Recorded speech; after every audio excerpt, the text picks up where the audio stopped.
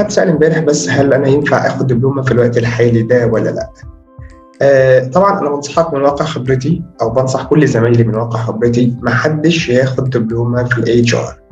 حد هيقول لي ليه؟ قبل ما أجاوب على السؤال ده لازم نعرف ال HR نوعين. ال HR نوعين. في HR بنسميه HR Generalist وده بيسميه ممارس عام. يعني إيه يا طارق ممارس عام؟ يعني بيقوم بكل الفانكشنز بتاعت ال HR من A to Z. بيشتغل في الأو دي، بيشتغل في الريكروتمنت، بيشتغل في التريننج، بيشتغل في البيرسونال، بيشتغل في الكومن بيل and so on.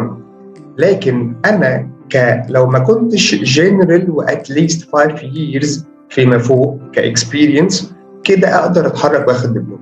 طيب النوع الثاني من ال HR بنسميه HR Specialist وده بيبقى متخصص في مجال معين أو متخصص في حاجة معينة. على سبيل المثال واحد شغال ريكروتمنت سبيشالست نو واي انه ياخد دبلومه في الاتش ار. مهما كنت حضرتك بتفكر انك تزود النولج بتاعتك فانت هتنساها. اي علم في الدنيا يا شباب هو ليه اكسباير دي. الحاجه اللي هي مش براكتيكال مش تعرف تطبقها بايدك هي اكتر حاجه بتنساها. فبالتالي انا انصح كل زمايلي انا النهارده از ريكروتر لو انا ريكروتر اشتغل واطور من نفسي واخد كورس ورك شوب في الريكروتر. لو شغال في الكومن بن هشتغل في الكومن بن، لو شغال في التريننج هشتغل اخد كورس في التريننج. كمان ما ينفعش اكون انا ريكروتر واروح اخد دبلومه في اكس او واي او زد. لكل زمايلي اللي لسه فريش جرادويت اللي لسه اكسبيرينس اقل من 5 years ركز انت فين. رقم واحد انت راجل HR جنراليست بتشتغل كل الوظائف، شغال في البيرسونال وشغال في الريكروتمنت وشغال في البرفورمانس ابريزل وشغال في التريننج وشغال في الكومن بن وشغال في حاجات تانية كتير. فبالتالي بعد 5 سنين اما اوصل في الميدل ليفل انا محتاج ان انا اسمي اخد دبلومه.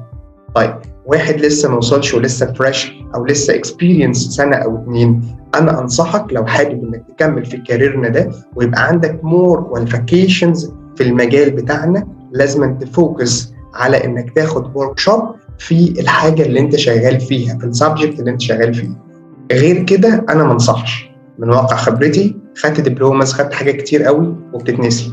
فتاني لكل زمايلي اللي حابب يشتغل لازم يعرف ان ال HR نوعين. في HR جنراليست وده ممارس عام بيقوم كل الوظائف وده بيكون اقرب ان هو يوصل لل HR مانجر.